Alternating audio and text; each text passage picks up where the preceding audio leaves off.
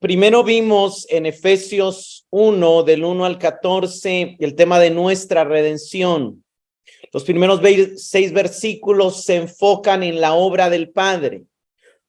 Pablo empieza, después de saludar a la iglesia y después del saludo típico que él hace en sus cartas, él empieza una palabra de alabanza a partir del verso 3 y dice: bendito sea el Dios y Padre de nuestro Señor Jesucristo, que nos bendijo con toda bendición espiritual. Y de alguna manera, y ahí empieza a decir, Él nos escogió antes de la fundación del mundo para ser santos y sin mancha. Él nos predestinó para ser adoptados hijos suyos. Lo que Él está diciendo es: no íbamos a nacer sus hijos, pero Él nos iba a adoptar. Y Él nos dio a conocer la gloria de su gracia. Y así Pablo sigue después de lo que hace el Padre, con lo que hace el Hijo, con lo que hace el Espíritu. Es algo que ya vimos, pero Él nos muestra también esto que sucedió en el pasado, como antes de la fundación del mundo nos escogió, nos predestinó, como en el presente nos ha bendecido en Cristo, nos ha dado a conocer la gloria de su gracia, nos ha redimido, y como también a la vez del Espíritu. Aquí vemos las 4 cosas que el Padre hace: bendecirnos con toda bendición espiritual en Cristo, elegirnos, predestinarnos y darnos a conocer la gloria de su gracia. Luego sigue Pablo alabando a Dios porque en Cristo tenemos redención. La redención es el perdón de pecados, pero no solamente eso, sino que también hizo sobreabundar su gracia concediéndonos sabiduría e inteligencia. Y no solamente eso, sino que nos dio a conocer el misterio de su voluntad, es decir, su propósito eterno, que era reunir todas las cosas bajo el reinado y el gobierno de Jesucristo. Pero no solamente eso, sino que nos dio herencia juntamente con Él. Como hijo nos unió a Él y nos permitió ser coherederos de la herencia que Dios le dio para alabanza de su gloria. Entonces vemos las 4 cosas que tenemos en Cristo: redención, sabiduría, inteligencia, el conocimiento del misterio de su voluntad y la herencia. Esto es en el presente. Y luego también nos sigue Pablo alabando a Dios porque el Espíritu Santo nos permitió oír el evangelio, nos concedió la fe para creer en él, nos selló autenticando que le pertenecemos a Dios y que pertenecemos a la comunidad de redimidos. El sello en la antigüedad era una marca de pertenencia, y dice la Biblia que fuimos sellados con el Espíritu Santo de Dios. Pero ese sello no solamente nos da pertenencia a Dios, nos da pertenencia al pueblo de Dios, sino que también nos fue dado para garantizar nuestra redención o nuestra resurrección. El hecho que el Espíritu Santo habita en nosotros es la primicia, es la garantía, es el primer pago de lo que un día será nuestra perfección, cuando le veamos como Él es y seamos como Él es y estemos en su gloria, siendo igual a Cristo. Pablo aquí primero alaba al Padre, a Cristo y al Espíritu Santo por esta grandiosa redención que nos han regalado. Ese es el inicio de su carta, pero a partir de eso él pasa a hacer una oración por la iglesia a la que está escribiendo la carta, y es en lo que nos vamos a enfocar en esta mañana. Vamos a estar en esta mañana analizando los versículos 15 al 23 del capítulo 1 de Efesios, y yo le he titulado al tema de esta mañana conociéndole más, o conociendo más a Dios. Voy a hacer primero una lectura en general de todo el pasaje, y luego vamos a ver. Algo interesante es que de los versos 3 al 14 es solo un párrafo en el texto griego, y también de los versos 15 al 23 es solo un párrafo en el texto griego. Esta versión, la Nueva Traducción Viviente, dice desde que me enteré. Sin embargo, en el griego encontramos ahí por esta causa o por esta razón, por la causa de la gran redención que tenemos en Cristo y de que ustedes han oído el evangelio y han sido sellados con el Espíritu Santo Dice Pablo, desde que me enteré de su profunda fe en el Señor y del amor que tienen por el pueblo de Dios en todas partes, no he dejado de dar gracias a Dios por ustedes. Lo recuerdo constantemente en mis oraciones y le pido a Dios, el glorioso Padre de nuestro Señor Jesucristo, que les dé sabiduría espiritual y percepción para que crezcan en el conocimiento de Dios. Pido que les inunde de luz el corazón para que puedan entender la esperanza segura que Él ha dado a los que llamó, es decir, su pueblo santo, quienes son su rica y gloriosa herencia. También pido en oración que entiendan la increíble grandeza del poder de Dios para con nosotros los que creemos en Él. Es el mismo gran poder que levantó a Cristo de los muertos y lo sentó en el lugar de honor a la derecha de Dios en los lugares celestiales. Ahora Cristo está muy por encima de todo. Sean gobernantes o autoridades o poderes o dominios o cualquier otra cosa, no solo en este mundo, sino también en el mundo que vendrá. Dios ha puesto todo bajo la autoridad de Cristo, a quien hizo cabeza de todas las cosas para beneficio de la iglesia. Y la iglesia es el cuerpo de Cristo. Él la completa y la llena, y también es quien da plenitud a todas las cosas en todas partes con su presencia.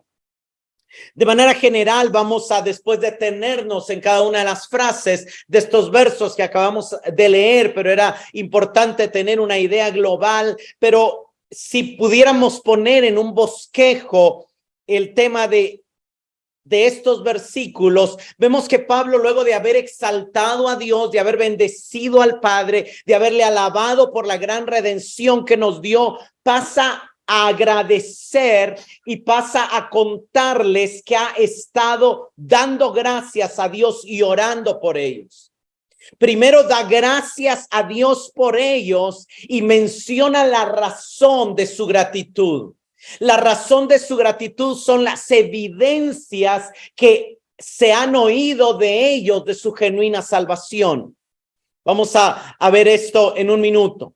Pero luego hay una petición, y esta petición se puede repetir se puede de alguna manera mostrar en dos peticiones. Él ora para que el Espíritu Santo se manifieste sobre ellos con sabiduría y revelación para que conozcan más a Dios. Ellos tienen un conocimiento fuerte de Dios. Pablo ha estado 3 años en el pasado en la iglesia de Éfeso. Pablo abrió posiblemente el primer seminario teológico en la ciudad de Éfeso unos años antes de abrir esta carta en una escuela llamada la Escuela de Tirano. Él todas las tardes disertaba y enseñaba. Ahí les enseñó todas las teologías sistemáticas, todo el Antiguo Testamento, todo lo que nosotros vemos los jueves. Ellos ya conocían mucho de la Biblia, ya conocían mucho de Dios, y sin embargo Pablo dice, ustedes necesitan conocer aún más a Dios. Pero no solamente quiero que conozcan a Dios, quiero que también lleguen a saber 3 cosas que son importantes que ustedes sepan. Quiero que sepan la esperanza de su llamamiento, no de nuestro llamamiento, de su llamamiento, del llamamiento que Dios, que Cristo les ha hecho. Quiero que sepan cuáles son las riquezas de la gloria de la herencia de Cristo, de su herencia, no de la nuestra, de su herencia que está en los santos. Y quiero que conozcan también y que entiendan la supereminente grandeza de su poder. A Pablo le interesa que los creyentes estemos conscientes de los grandes y amplios recursos que tenemos en Cristo. ¿Por qué? Porque podemos caer en el error de ser ampliamente ricos y vivir como pordioseros. Podemos caer en el error de tener muchas riquezas y mucho a qué acceder, y ser altamente mezquinos y no acceder y no disfrutar todo lo que tenemos en Cristo. Y eso es lo que Pablo no quiere. Entonces vemos que Pablo divide su oración en tres partes: una acción de gracias, una petición para que conozcan más a Dios y una segunda petición para que su espíritu, para que su entendimiento sea iluminado y para que conozcan más sus recursos en Cristo. No es lo mismo conocer más a Dios que conocer sus recursos en Cristo, pero ambas cosas son sumamente importantes. Regresemos. El verso 15 y 16 incluye la acción de gracia, la gratitud del apóstol. Y la razón por la que el apóstol está agradecido y da gracias a Dios por la iglesia de Éfeso es porque él se ha enterado, ha llegado a sus oídos la profunda fe que ellos tienen en el Señor y cómo manifiestan esa fe amando a todos los santos, amando al pueblo de Dios en todas partes. Y aquí hay y esto es interesante porque no es la única oración que Pablo habla de esa manera. Pablo nos muestra, por ejemplo, cuando él escribe a los Colosenses, les dice lo mismo, habiendo oído de su fe en Cristo y del amor que tienen por todos los santos, en Colosenses 1:4, en 2 Tesalonicenses 1:3, dice, me alegro de que su fe está creciendo y su amor está abundando. A Filemón le dice, doy gracias a Dios por el amor que tienes por los santos y por la fe que tienes en el Señor Jesús. En Gálatas 5:13 le escribe que la fe verdadera obra por el amor. Entonces, una de las cosas que Pablo nos está enseñando aquí es que la fe en el Señor, cuando es genuina,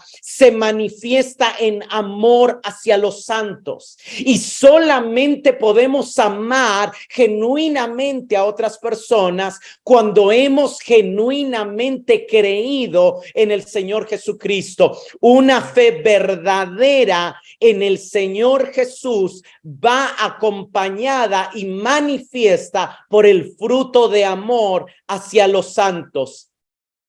Y eso está enlazando lo que Pablo ya habló antes y agradeció a Dios de la redención, del perdón, del sello del Espíritu Santo que tenemos. Por eso dice, por esta causa.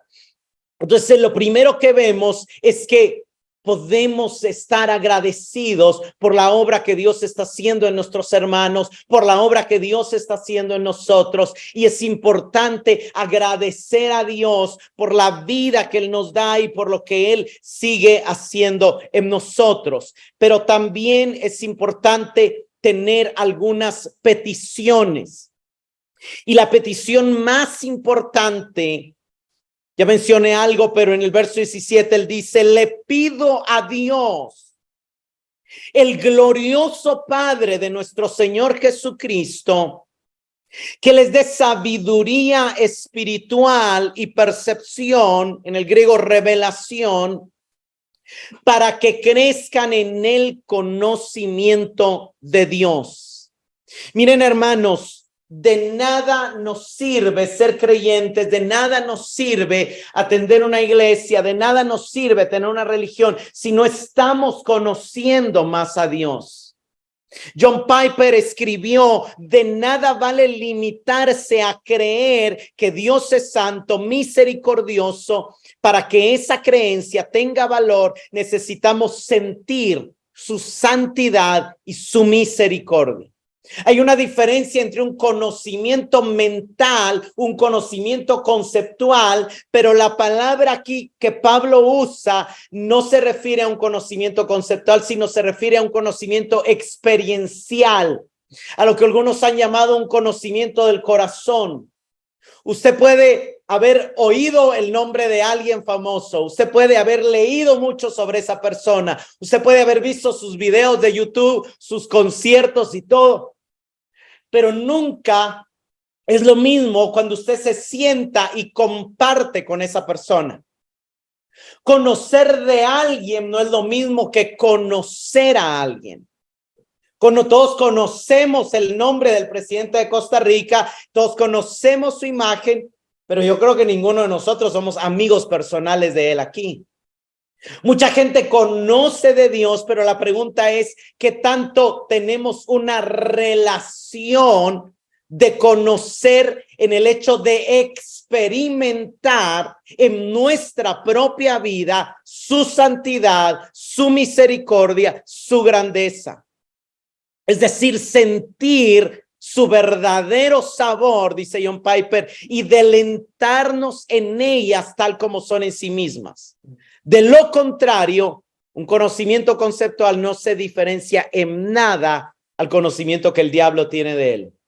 Porque los demonios saben quién es Dios y tiemblan delante de él, pero no tienen ninguna relación de amor ni de pacto con Dios.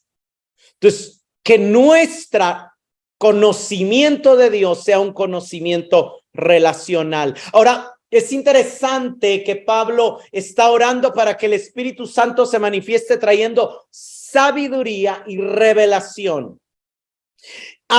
Pablo habla en sus cartas que hay dos tipos de sabiduría y Santiago también lo dice.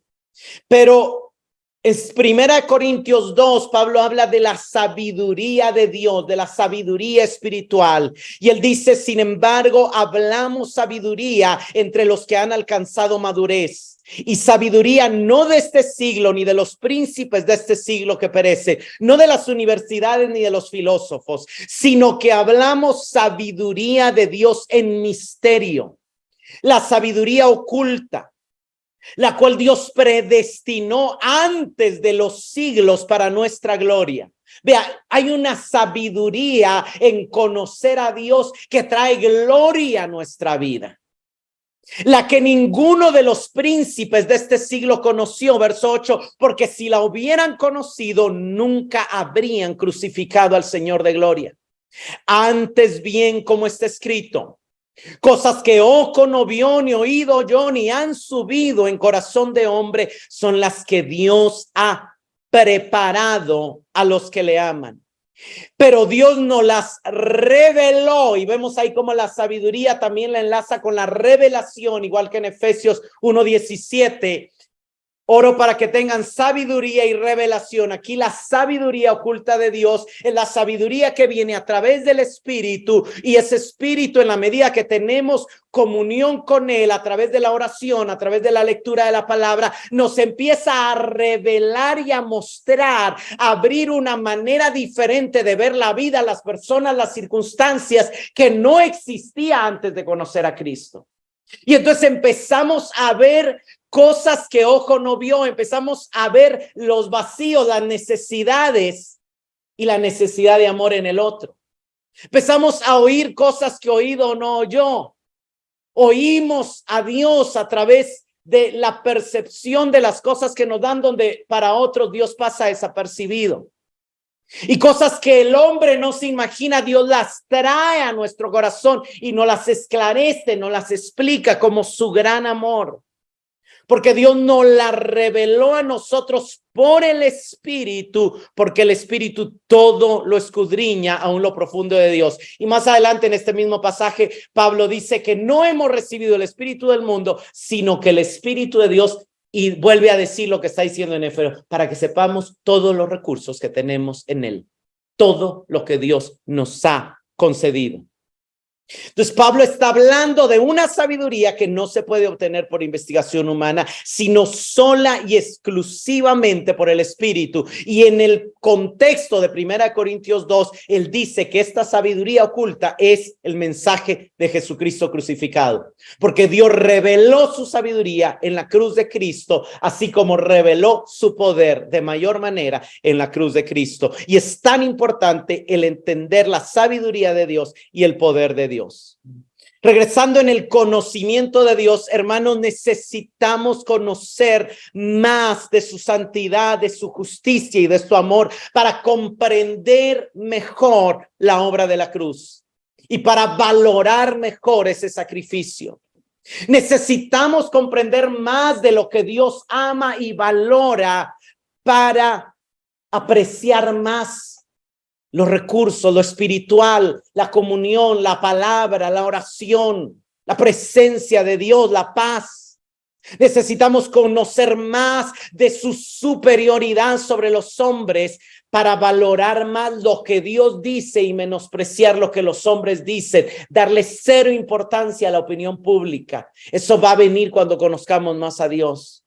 Necesitamos conocer más de su soberanía y de su fidelidad para que ya no hayan temores, ansiedades ni angustias en nuestra vida, porque cuando conocemos más que Él está en control, vivimos más relajados en que Él cumplirá sus promesas, en que Él cuida de nosotros. Cuando conocemos más de su fidelidad, confiamos más en abandonar nuestra suerte a Él, nuestro destino a Él.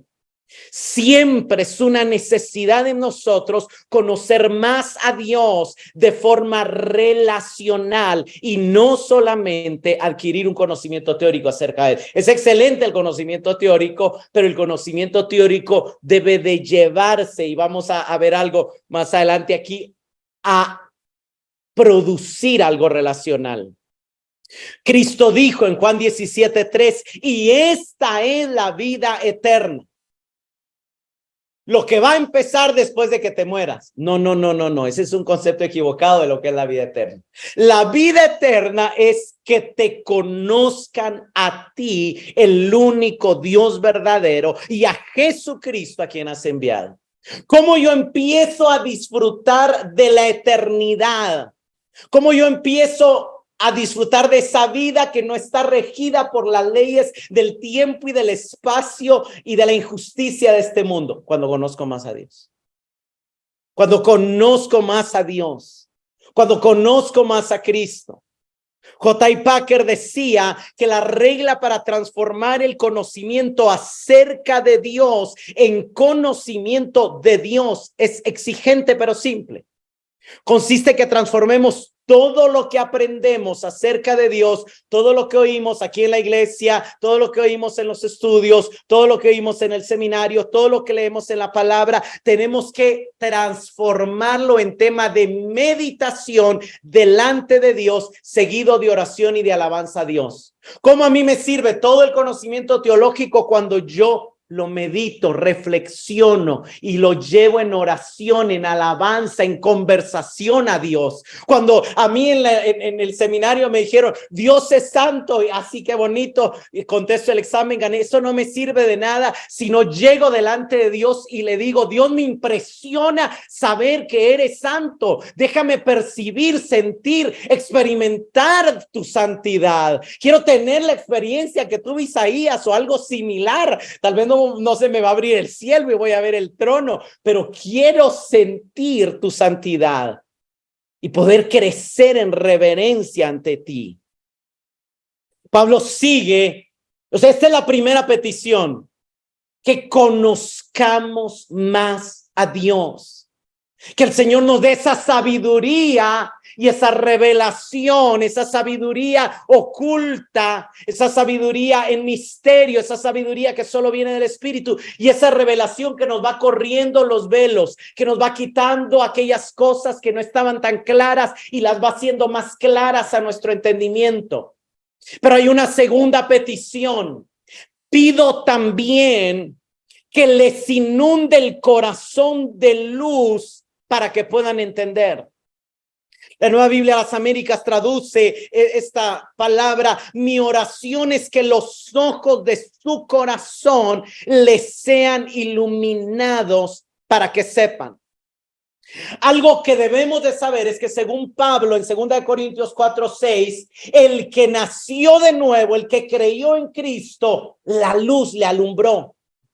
Así como Dios dijo un día, sea la luz, y la luz fue, así Dios dijo un día, venga la luz a esta persona, y pudimos ver la gloria de Dios en el rostro de Cristo. Si alguien nació de nuevo y a Dios alumbró su corazón para que pudiera ver la belleza de Cristo, los creyentes ya no son ciegos, ya su entendimiento no está entrenebrecido. Sin embargo, aunque se abrieron los ojos de su espíritu, Pablo aquí ora que los ojos de su corazón, de su espíritu, de su entendimiento puedan tener más luz, puedan crecer en comprensión. La palabra luz o iluminados del griego fotizo, significa iluminar, arrojar luz sobre algo para que sea iluminado, resplandecer sobre algo para hacerlo visiblemente claro.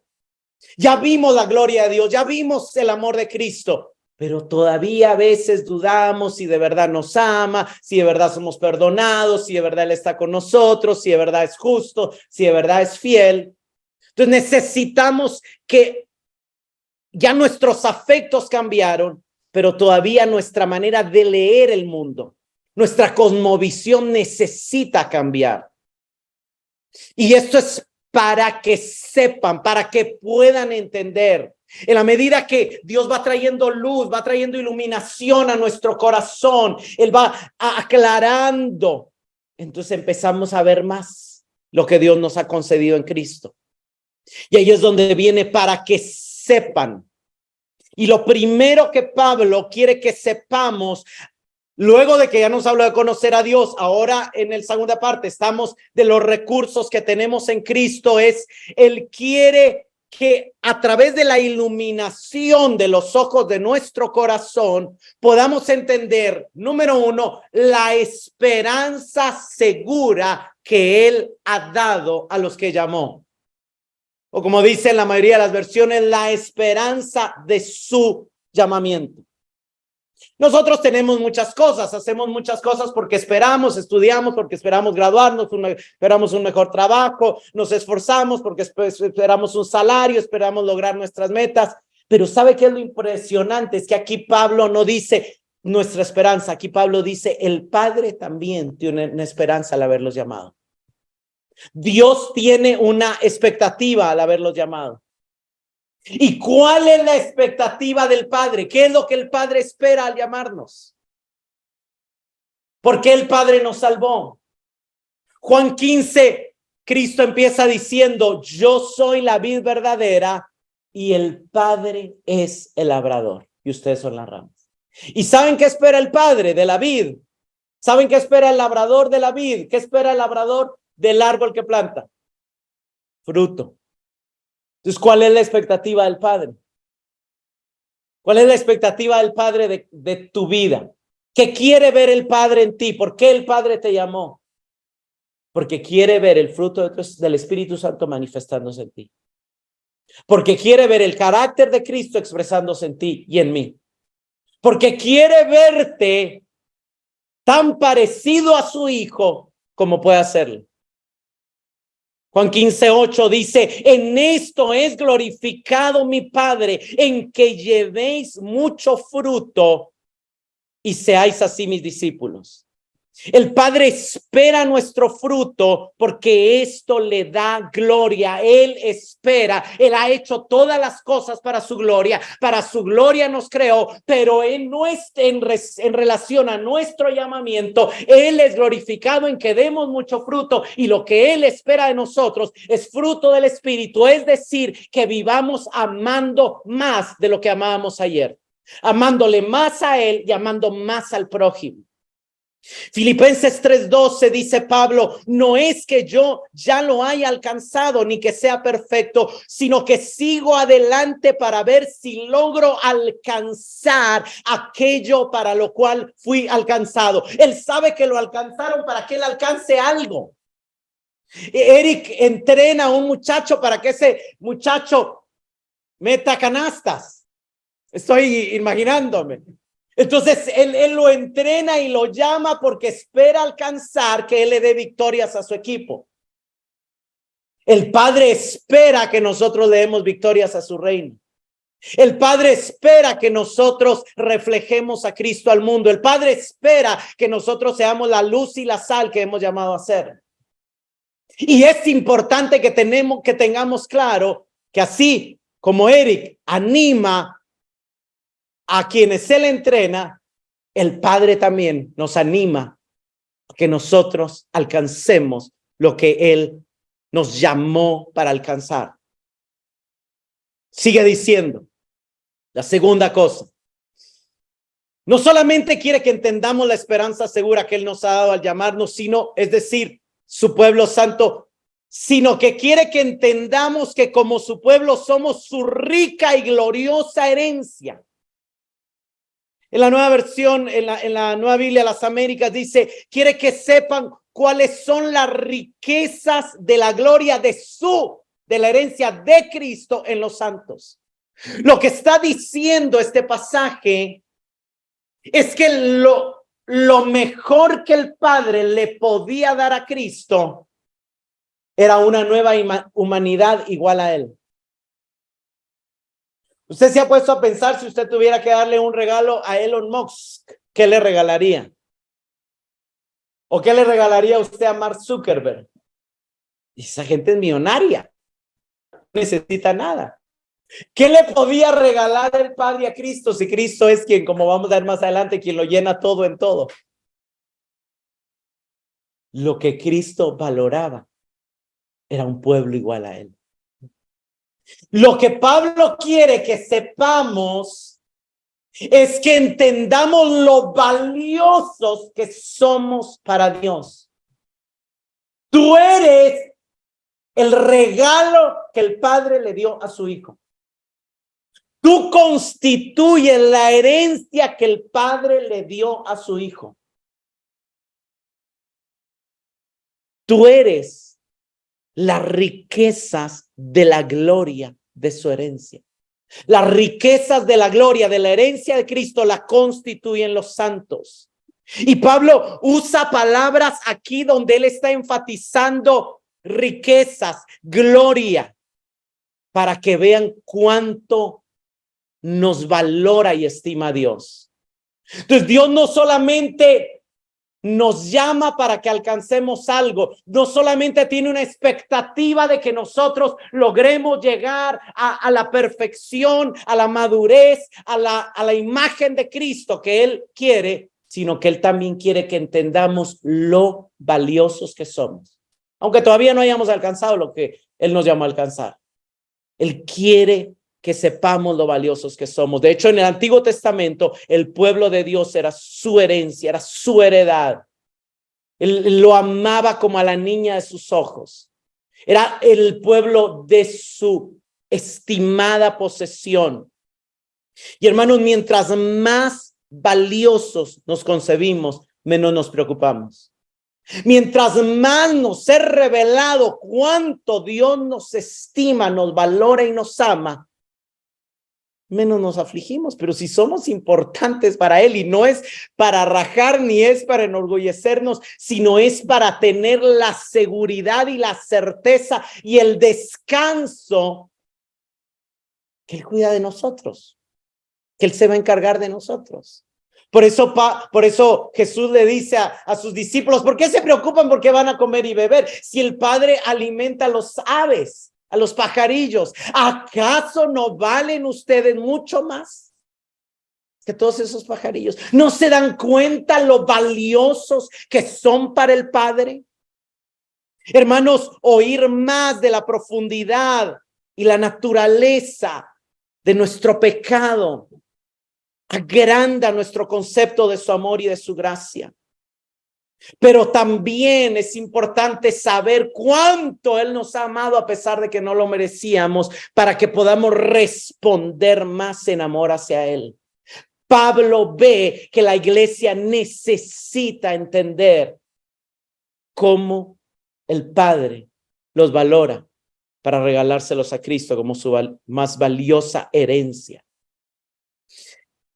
Pero después viene el tercer recurso que Pablo quiere que sepamos. Y el verso 19 dice, también pido en oración que entiendan la increíble grandeza del poder de Dios para con nosotros los que creemos en Él.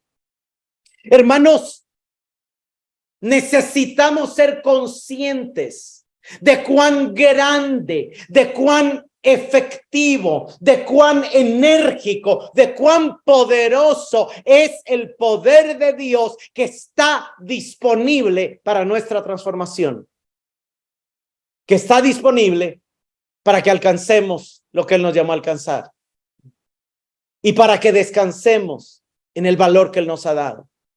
Primera de Corintios 1:18 dice: el mensaje de la cruz es una ridiculez para los que van rumbo a la destrucción, pero nosotros que vamos camino a la salvación sabemos que es el poder mismo de Dios.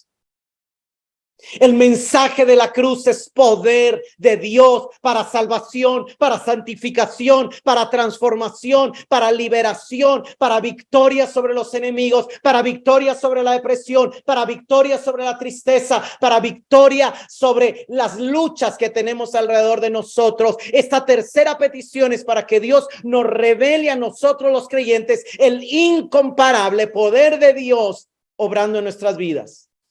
La 60 dice: el supereminente grandeza de su poder. Y Pablo resalta, él usa palabras en griego superlativas. Nosotros en Costa Rica tendemos a chiquitar todo, mijito, chiquito, bonito. Pablo hacía lo contrario. Si él fuera tico, hubiera dicho: el grandote, poderote de Dios, sumamente, excesivamente grandiosísimo. Eso es lo que él está haciendo en el griego. Supereminente grandeza del poder que actúa, que obra. O sea, él está y con las riquezas de la gloria, del valor. Está buscando que crezcamos, que nuestra mente, que nuestro corazón se ensanche y veamos lo grande que es nuestro llamamiento, que es el amor de Dios para nosotros y que es el poder de Dios que obra en nosotros. Ahora, es importante tener claro de que cada vez que el Nuevo Testamento usa la palabra poder, es el poder para salvar. Es el poder para transformar, es el poder para traer luz. No necesariamente ese poder, por ejemplo, en Romanos 8 vemos que ese poder nos libra de la tribulación, nos libra de la espada, nos libra de la persecución, nos libra. En algún momento ese poder sanó enfermos, pero en otros momentos ese poder no salvó a Pablo de un naufragio, no salvó a Tíquico de enfermarse, no salvó a Eutico de caerse del tercer nivel y morirse, aunque sí lo salvó después de la muerte. Pero es un poder que no se enfoca en lo externo, que no se enfoca en lo que para Dios no tiene valor eterno, sino es un poder que principalmente transforma nuestro corazón y nuestra mente. Es un poder para salvación para todo el que cree. Pero lo interesante, y Pablo se detiene un poco en este poder. Para Pablo es importante resaltar lo que este poder ha hecho para que entendamos lo que puede hacer en nosotros. Y Pablo muestra en los siguientes tres versículos, que este poder operó en Cristo. Número 1, resucitándole entre los muertos. Número 2, sentándole a la diestra del Padre en los lugares celestiales, donde fue puesto por encima de toda autoridad, principado, poder y señorío, y de todo nombre que se nombra, pero también lo estableció como cabeza sobre todas las cosas, en especial como cabeza de la iglesia. Detengámonos en cada parte aquí. Es el mismo poder que levantó a Cristo de los muertos y lo sentó en el lugar de honor a la derecha de Dios en los lugares celestiales. Dígame una cosa. ¿Qué alcance tuvo el poder que resucitó a Cristo entre los muertos? ¿Qué hizo para Cristo? De ahí la misma oración lo responde. Y lo levantó de los muertos. Pero no se quedó ahí. Para Cristo, el poder que lo levantó de los muertos no solamente le dio victoria sobre la muerte, le dio victoria sobre todas las cosas a las que estuvo sujeto antes de morir. Le puso fin a su sufrimiento, le puso fin a su angustia, le puso fin a su decepción, le puso fin a su enojo, le puso fin a todas las contrariedades que vivió con los fariseos y con los discípulos de poca fe. Le puso fin a todo lo negativo que en algún momento le tocó cargar. No le puso fin a su labor como intercesor, porque él sigue intercediendo por nosotros a la diestra del Padre. No le puso fin a su amor para con su pueblo, porque Él nos sigue amando con amor eterno e inagotable. Pero sí le puso fin a todo dolor y a toda incomodidad. Ese mismo poder que le puso fin al sufrimiento de Cristo, ese mismo poder está disponible para actuar en nosotros ahora. Ese mismo poder nos da la certeza de la resurrección, pero también nos permite disfrutar de una vida eterna que puede gozar de una paz y de un gozo que no dependen de las circunstancias. Que no importa que el mundo alrededor de nosotros esté cayendo, aunque los montes temblaren, el que confía en Jehová será como el monte de Sión, que no se mueve. Ese es el poder que actúa en nosotros. 1 Corintios 15, 13 y 14 dice, pero si no hay resurrección de los muertos, entonces Cristo tampoco ha resucitado. Y si Cristo no ha resucitado, entonces nuestra predicación es inútil y la fe de ustedes también es inútil. Hermano, la resurrección de Cristo es fundamental para nuestra fe, porque evidencia que el sacrificio de Cristo fue aceptado porque era perfecto, pero también nos garantiza que si Él resucitó, nosotros también resucitaremos, pero también nos permite vivir sin temor a la muerte, porque Él vino para esclavizar a los que por el temor a la muerte, para libertar a los que por el temor a la muerte estaban sujetos a esclavitud. Si usted no le tiene a la muerte, ¿por qué le va a temer a una deuda? ¿Por qué le va a temer a la bancarrota? ¿Por qué le va a temer al próximo presidente? ¿Por qué le va a temer al compañero de trabajo? ¿Por qué le va a temer al vecino? ¿Por qué le va a temer a la delincuencia? No tiene ningún sentido. Porque el poder que actuó, que resucitó a Cristo, está a nuestra disposición. Y si nuestra esperanza en Cristo es solo para esta vida, somos los más dignos de lástima, dice Pablo. Hermanos, lo glorioso de nuestra salvación es que nuestra salvación empieza aquí, pero no termina aquí. Vamos hacia la gloria. Vamos hacia la resurrección. Hechos 13, 32 y 33 dice, y ahora nosotros estamos aquí para traerles la buena noticia. La promesa fue dirigida a nuestros antepasados y ahora Dios nos la cumplió a nosotros, los descendientes, al resucitar a Jesús. Esto es lo que el segundo salmo dice sobre Jesús. Tú eres mi hijo, el día del Señor ha llegado a ser tu padre. La promesa hecha a nuestros padres fue cumplida cuando Dios resucitó a Jesús. ¿Sabe cuál era la promesa hecha a los padres? Ser un pueblo que sea de bendición para todas las naciones, tener un reino de justicia que no tendrá fin, tener una tierra prometida donde podríamos vivir seguros, en abundancia, en reposo. ¿Y sabe qué dice Pablo? Cuando Cristo resucitó, eso ya sí es posible, eso ya es posible.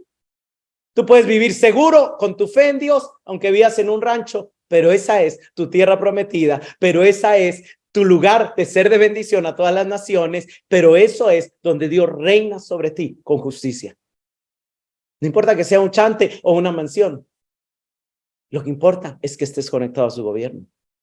Esa promesa fue cumplida cuando Dios resucitó a Cristo.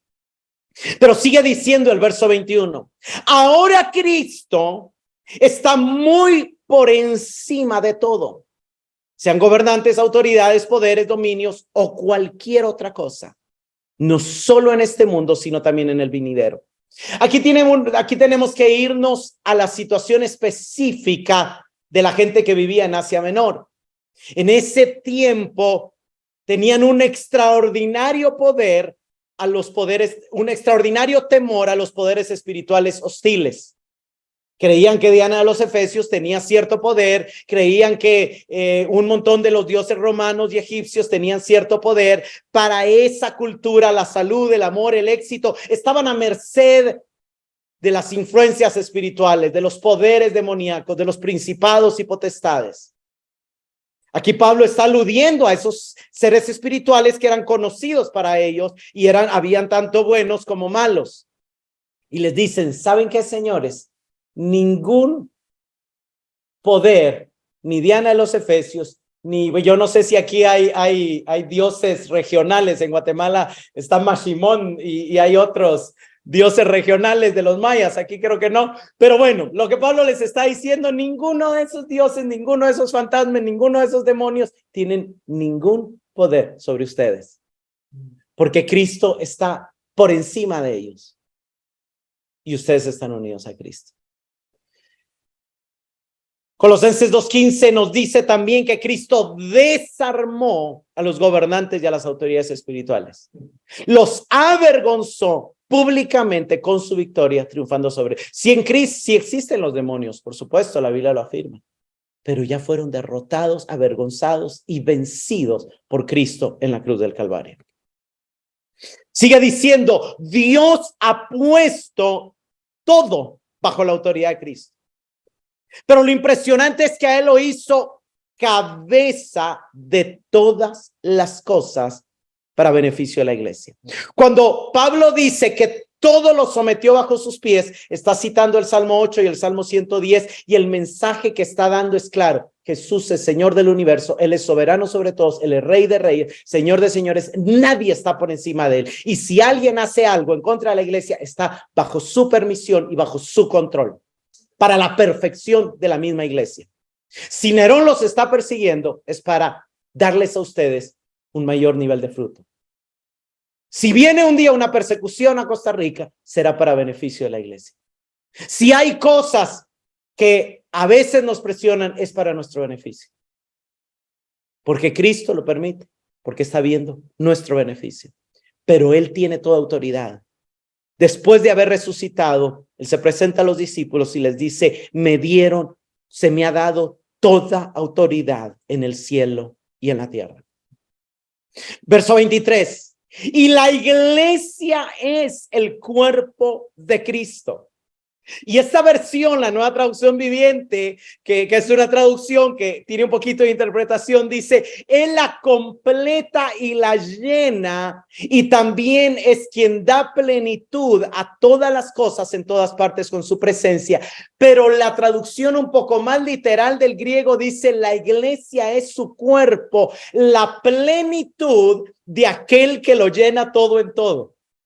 Y esto es un pasaje difícil que le rompe la cabeza a todos los eruditos y a todos los teólogos, porque en el griego lo que Pablo está diciendo es que la iglesia es el pleroma, la plenitud de aquel, de Cristo, que lo llena todo en todo. Dicho en español o en palabras fáciles, la traducción más directa sería: Cristo llena todo en todo, pero Él es llenado por la iglesia.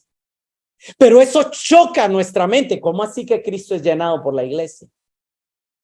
Cristo decidió, no porque necesite de nadie ni de nada, pero Cristo decide hacer la iglesia su cuerpo, el medio por el cual Él actúa en el mundo.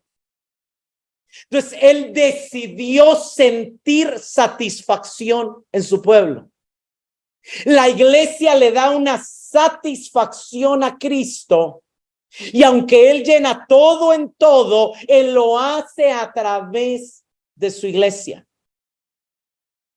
Mire cuán importante es usted para Dios. Dios quiere llenar de paz el lugar donde usted vive. Dios quiere llenar de gozo su familia a través de usted. Dios quiere llenar de su presencia el lugar donde usted vaya a través de usted. Yo no sé si a usted no le impresiona eso, pero a mí me deja boquiabierto, porque Dios le da un valor tan grande a la iglesia que los teólogos tienen que acomodarlo, y entonces los traductores de la Nueva Traducción Viviente mejor dicen: no, puede sonar herejía, pongamos Él la completa y la llena, y también es quien da plenitud. Pero en el griego, en realidad, lo que más fácil se entiende es que Él es llenado por la iglesia para llenarlo todo en todo lugar. Pablo tiene en mente también aquí la imagen del tabernáculo y del templo. Y En la Septuaginta, cada vez que se usa esta palabra pleró y pleroa, habla, por ejemplo, segunda de Crónicas 7:1, cuando Salomón terminó de orar, la gloria de Dios llenó. La gloria de Dios llenaba el templo, dice Ezequiel. En el Antiguo Testamento Dios llenaba un lugar, ahora Dios llena personas.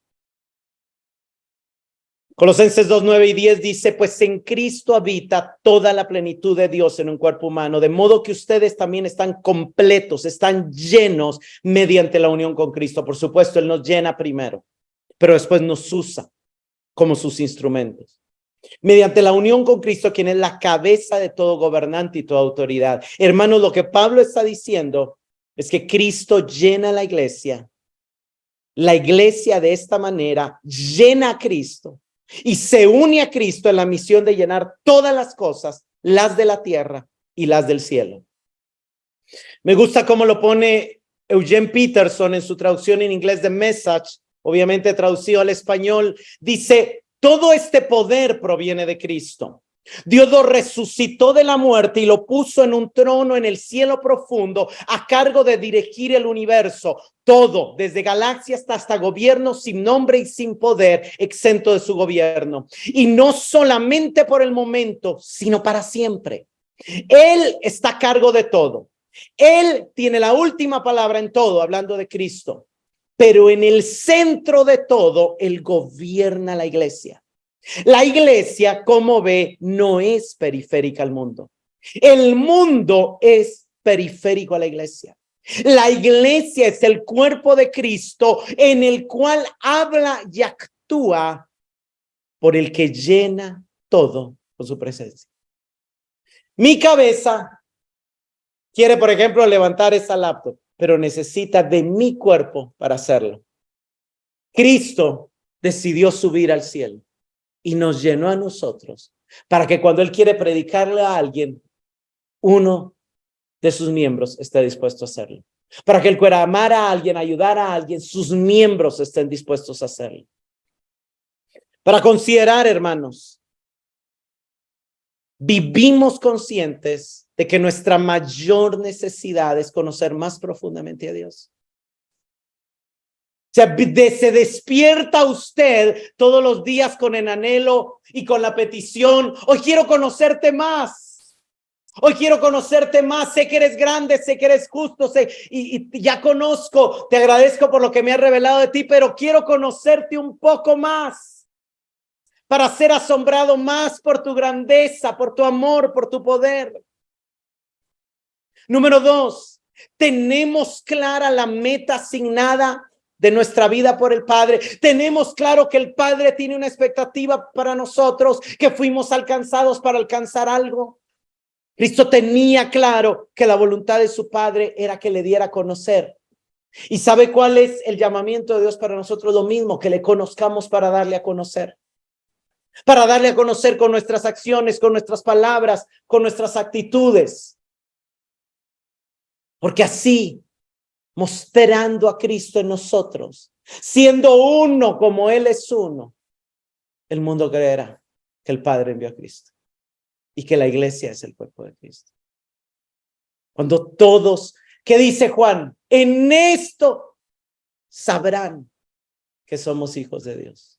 Cuando nos amemos, cuando nos amamos, es evidente el amor entre nosotros. Notas cuánto Dios nos ha bendecido, notas cuánto Dios nos valora y notas la confianza que Él nos ha otorgado al llenarnos de Cristo y al decidir satisfacerse en nosotros para que lo llenemos todo de Él. Señor, te damos gracias por esta oración que el apóstol Pablo hace por la iglesia de Éfeso. Nosotros la hacemos también por nosotros. Te damos gracias, Señor, por la genuina fe que has puesto en los miembros de esta congregación, en el Señor Jesús, y por el amor que crece en ellos hacia todos los santos. Pero te pedimos, Señor, que tu Espíritu Santo venga trayendo sabiduría y revelación para que te conozcamos más. Te pedimos, Señor, que ilumines los ojos de nuestro corazón para que tengamos más clara la esperanza a la cual tú nos has llamado, para que seamos impactados en entender que formamos parte de la herencia que el Padre le ha dado al Hijo, y para que nunca nos olvidemos la supereminente grandeza del poder que actúa en nosotros, para que podamos vivir siendo llenos de Cristo, para que a través de nosotros todo sea lleno de Él, de su amor, de su grandeza, de su misericordia, de su justicia. Gracias, Señor, por esa gracia y por esos recursos a nuestra disposición. Amén.